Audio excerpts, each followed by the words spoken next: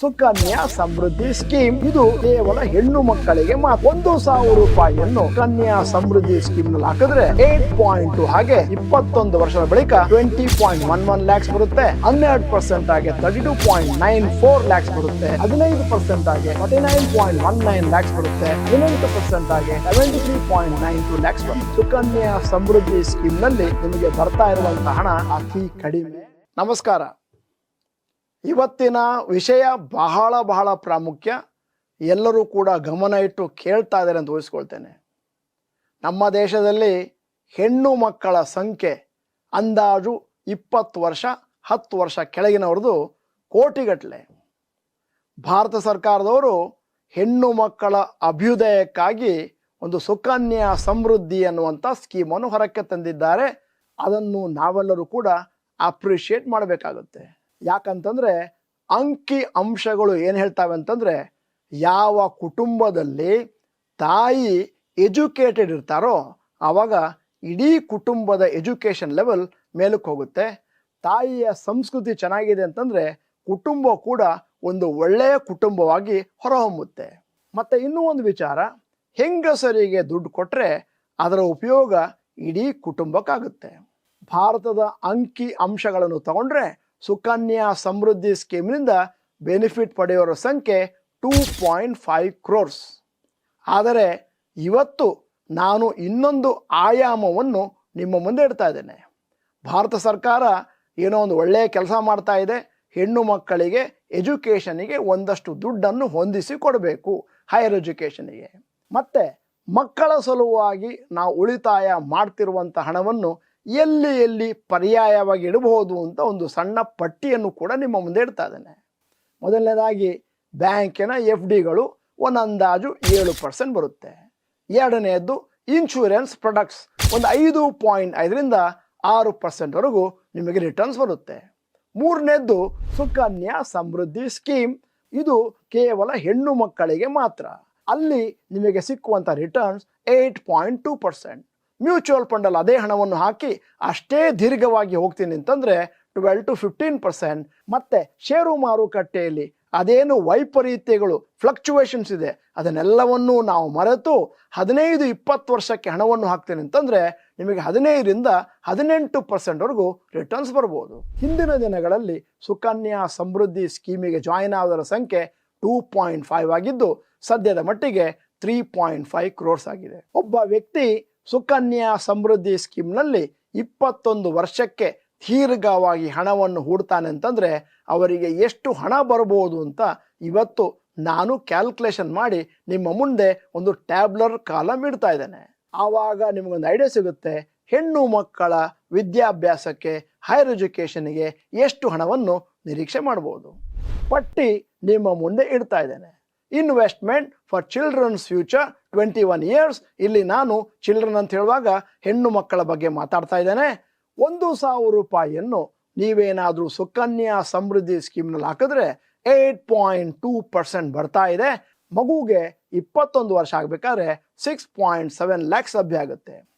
ಅದೇ ಹಣ 1,000 ರೂಪಾಯಿ 21 ವರ್ಷ ನೀವೇನಾದರೂ ಮ್ಯೂಚುವಲ್ ಫಂಡಲ್ಲಿ ಹಾಕಿದ್ರೆ 12% ಬರುತ್ತೆ ಅಂತಂದರೆ 10.98 lakhs ಬರುತ್ತೆ. ಅದನ್ನೇ ನೀವೇನಾದರೂ ಷೇರು ಮಾರುಕಟ್ಟೆಯಲ್ಲಿ ಉತ್ತಮವಾದ ಷೇರುಗಳನ್ನು ಆಯ್ಕೆ ಮಾಡ್ಕೊಂಡು ಹಾಕ್ತೀನಿ ಅಂತಂದರೆ 15% ಬಂದರೆ 16.4 lakhs ಬರುತ್ತೆ. ಮತ್ತು ಅದೇ ಹಣವನ್ನು ಷೇರು ಮಾರುಕಟ್ಟೆಯಲ್ಲಿ ನಾನು ಮಾನಿಟರ್ ಮಾಡಿ ನೋಡ್ಕೋತೀನಿ, 3 ತಿಂಗಳಿಗೊಮ್ಮೆ ನಾನು ನನ್ನ ಷೇರುಗಳ ಆರೋಗ್ಯವನ್ನು ವಿಚಾರಿಸ್ಕೊಂಡು ಹೋಗ್ತೀನಿ ಅಂತಂದರೆ 18% ಬರ್ಬೋದು. ಅಲ್ಲಿಗೆ 24.64 lakhs ಜಮಾ ಆಗುತ್ತೆ. ಅದೇ ಸುಕನ್ಯಾ ಸಮೃದ್ಧಿಲಿ ಹಾಕಿದಾಗ 6.7 lakhs. ಅದೇ ನೀವೇನಾದರೂ ಶೇರ್ನಲ್ಲಿ ಮ್ಯೂಚುವಲ್ ಫಂಡಲ್ಲಿ ಹಾಕಿದಾಗ 16 ಮತ್ತು 24 ಲಕ್ಷ ಲಭ್ಯ ಆಯಿತು. ಅಂತಂದರೆ ಸುಕನ್ಯಾ ಸಮೃದ್ಧಿ ಸ್ಕೀಮಿಗಿಂತಲೂ ಇಲ್ಲಿ ಜಾಸ್ತಿ ಪ್ರಾಫಿಟ್ ಆಗಿದೆ. ಒಬ್ಬ ಪೋಷಕ 3,000 ರೂಪಾಯಿಯನ್ನು ಪ್ರತಿ ತಿಂಗಳು ಸುಕನ್ಯಾ ಸಮೃದ್ಧಿ ಸ್ಕೀಮ್ನಲ್ಲಿ ಹಾಕ್ತೀನಿ ಅಂತಂದರೆ 8.2 ಹಾಗೆ 21 ವರ್ಷದ ಬಳಿಕ 20.11 lakhs ಬರುತ್ತೆ. 12% ಆಗಿ 32.94 lakhs ಬರುತ್ತೆ.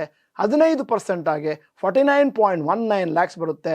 18% ಆಗಿ 73.92 lakhs ಬಂತು. 5,000 ರೂಪಾಯಿಯನ್ನು ತನ್ನ ಮಗಳಿಗೋಸ್ಕರ ಯಾರಾದರೂ ಪೋಷಕರು ಪ್ರತಿ ತಿಂಗಳು ಉಳಿತಾಯ ಮಾಡ್ತಾರೆ ಅಂತಂದರೆ ಸುಕನ್ಯಾ ಸಮೃದ್ಧಿ ಸ್ಕೀಮಲ್ಲಿ ನಿಮಗೆ ಬರುವಂಥ ಹಣ 33.51 ಲಕ್ಷ ಆದರೆ ಮ್ಯೂಚುವಲ್ ಫಂಡಲ್ಲಿ 54.9 ಲ್ಯಾಕ್ಸ್ ಸಿಗ್ಬೋದು. ಷೇರು ಮಾರುಕಟ್ಟೆಯಲ್ಲಿ ಹಾಕಿದಾಗ 15% ಆಗಿ 81.98 ಲ್ಯಾಕ್ಸ್ ಲಭ್ಯ ಆಗ್ಬೋದು.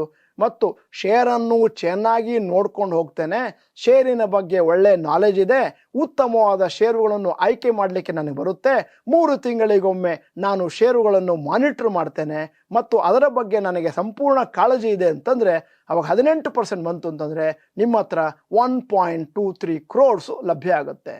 ಈ ಪಟ್ಟಿಯನ್ನು ನೋಡಿದಾಗ ನಿಮ್ಗೆ ಗೊತ್ತಾಗುತ್ತೆ ಸುಕನ್ಯಾ ಸಮೃದ್ಧಿ ಸ್ಕೀಮ್ನಲ್ಲಿ ನಿಮಗೆ ಬರ್ತಾ ಇರುವಂಥ ಹಣ ಅತಿ ಕಡಿಮೆ ಮತ್ತು ಅದನ್ನೇ ನೀವೇನಾದರೂ ಉತ್ತಮವಾದ ಮ್ಯೂಚುವಲ್ ಫಂಡು ಷೇರುಗಳಲ್ಲಿ ಹಾಕ್ತೀನಿ ಅಂತಂದರೆ ಬರುವಂಥ ದುಡ್ಡು ಜಾಸ್ತಿ.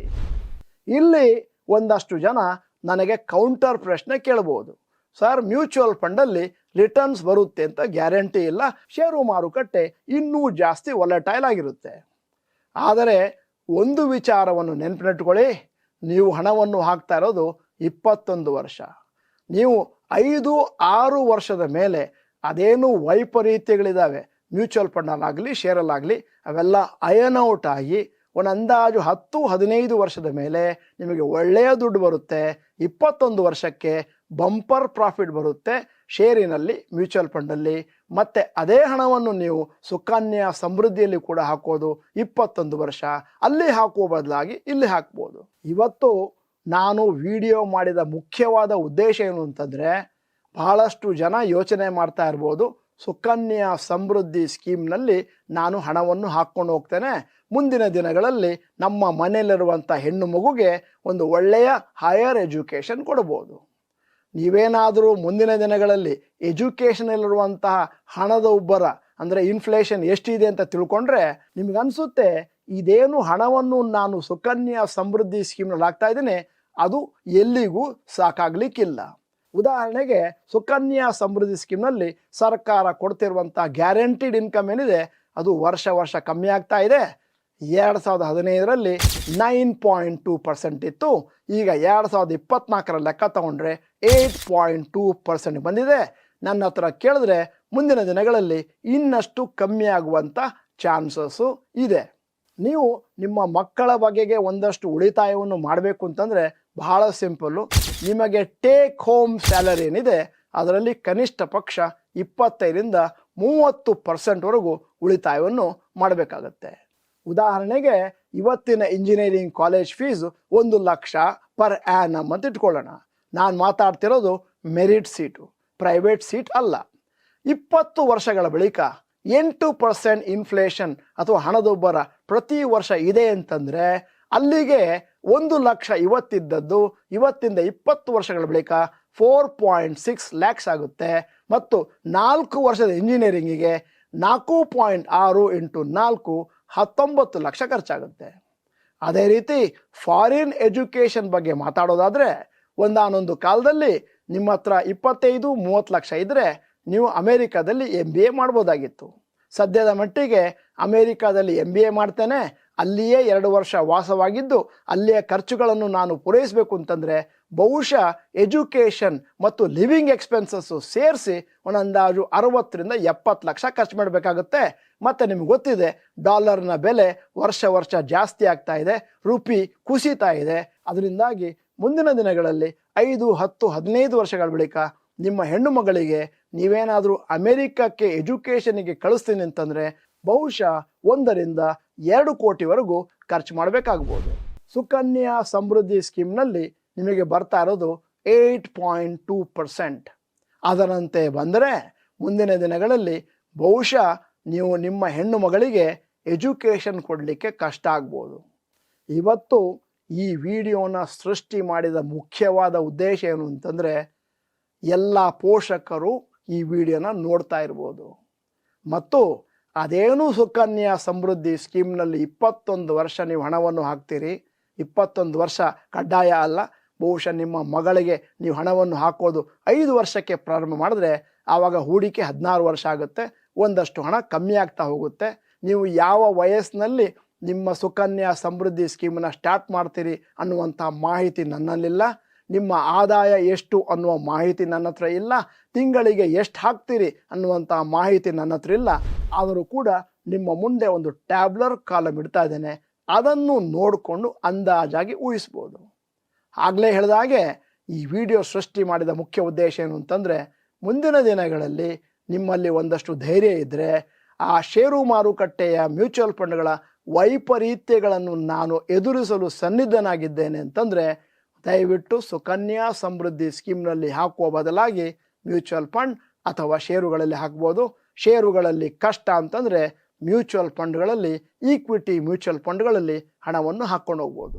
ಅಂದರೆ ನೀವು 14 ವರ್ಷ, 16 ವರ್ಷ, 21 ವರ್ಷ ಅಂತೇಳಿ ಹೆಣ್ಣು ಮಕ್ಕಳಿಗೋಸ್ಕರ ಹಣವನ್ನು ಹಾಕ್ಕೊಂಡು ಹೋಗ್ತೀನಿ ಅಂತಂದರೆ ಅಷ್ಟೊತ್ತಿಗಾಗಲೇ ಆ ರಿಸ್ಕು ಬಹಳ ಕಮ್ಮಿ ಆಗಿರುತ್ತೆ ಮ್ಯೂಚುವಲ್ ಫಂಡ್ಗಳಲ್ಲಿ. ನನ್ನ ಸಲಹೆ, ಇಂದಿನಿಂದ ನೀವು ದಯವಿಟ್ಟು ಕಾರ್ಯಪ್ರವೃತ್ತರಾಗಿರಿ. ಕೇವಲ ಈ ವಿಡಿಯೋನ ಕೇಳಿಸ್ಕೊಂಡ್ರೆ ಸಾಕಾಗೋದಿಲ್ಲ, ಕನಿಷ್ಠ ಪಕ್ಷ 3 ಸತಿ ಕೇಳಿ, ನೋಟ್ಸ್ ಮಾಡ್ಕೊಳ್ಳಿ. ಮತ್ತು ನಿಮ್ಮ ಬಂಧು ಬಾಂಧವರಲ್ಲಿ, ಸ್ನೇಹಿತರ ಮನೆಯಲ್ಲಿ ಹೆಣ್ಣು ಮಗಳು ಹುಟ್ಟಿದೆ ಅಂತಂದರೆ ದಯವಿಟ್ಟು ಈ ವಿಡಿಯೋನ ಫಾರ್ವರ್ಡ್ ಮಾಡೋದನ್ನು ಮರಿಬೇಡಿ. ಮುಂದಿನ ದಿನಗಳಲ್ಲಿ ಅವರೇನಾದರೂ ಜಾಸ್ತಿ ಹಣವನ್ನು ಸಂಗ್ರಹಣೆ ಮಾಡಿ ಆ ಮಗಳಿಗೆ ಒಳ್ಳೆಯ ಎಜುಕೇಷನ್ ಕೊಟ್ಟರೆ ಪುಣ್ಯ ನಿಮಗೆ ಸಿಗುತ್ತೆ ಮತ್ತು ಅದರಿಂದಾಗಿ ನಮ್ಮ ದೇಶ ಕೂಡ ಒಂದಷ್ಟು ಸುಭದ್ರವಾಗ್ಬೋದು ಮತ್ತು ಮುಂದಿನ ದಿನಗಳಲ್ಲಿ ಜಾಸ್ತಿ ಪ್ರಾಸ್ಪರಸ್ ಆಗ್ಬೋದು. ಆಗಲೇ ಹೇಳಿದಾಗೆ ಹೆಣ್ಣು ಮಕ್ಕಳಿಗೆ ಎಜುಕೇಷನ್ ಕೊಡೋದು ಬಹಳ ಬಹಳ ಇಂಪಾರ್ಟೆಂಟ್. ಇಡೀ ಕುಟುಂಬಕ್ಕೆ ಅದರಿಂದ ದೊಡ್ಡ ಮಟ್ಟಿನ ಉಪಯೋಗ ಆಗುತ್ತೆ. ಸ್ನೇಹಿತರೆ, ವಿಡಿಯೋದ ಕೊನೆಯಲ್ಲಿ ಬೇಕಂತ ಉದ್ದೇಶಪೂರ್ವಕವಾಗಿ ಒಂದು ಪ್ರಶ್ನೆ ಕೇಳ್ತಾ ಇದ್ದೇನೆ. ನಿಮ್ಮ ಮನೆಯಲ್ಲಿ 5 ವರ್ಷದ ಕೆಳಗಿನ ಹೆಣ್ಣು ಮಕ್ಕಳಿದ್ರೆ ದಯವಿಟ್ಟು ಈ ವಿಡಿಯೋನ 3 ಸತಿ ನೋಡಿ ಉಪಯೋಗವನ್ನು ಪಡೀರಿ ಮತ್ತು ಚಾಟ್ ಬಾಕ್ಸ್ನಲ್ಲಿ ಮಗು ನಮ್ಮ ಮನೆಯಲ್ಲಿ ಇದೆ ಅಂತ ನಾವು ತಿಳಿಸಿ. ಅಲ್ಲದೆ ದಯವಿಟ್ಟು ಒಂದಷ್ಟು ಪಾಸಿಟಿವ್ ಕಮೆಂಟ್ಗಳನ್ನು ಹಾಕಿದ್ರೆ, ಒಂದಷ್ಟು ಪ್ರಶ್ನೆಗಳನ್ನು ಕೇಳಿದ್ರೆ ಮುಂದಿನ ದಿನಗಳಲ್ಲಿ ಕರ್ನಾಟಕ ಟಿವಿಯವರು ಬಹುಶಃ ಇನ್ನೊಮ್ಮೆ ನನ್ನನ್ನು ಕರೆಸ್ಬೋದು ಪ್ರಶ್ನೆಗಳಿಗೆ ಉತ್ತರ ಕೊಡುವ ಸೆಷನ್ಗೋಸ್ಕರ. ಮತ್ತೆ ವಿಡಿಯೋನ ಸಂಪೂರ್ಣವಾಗಿ ನೋಡಿದ್ದಕ್ಕೆ ಧನ್ಯವಾದಗಳು. ನಮಸ್ಕಾರ.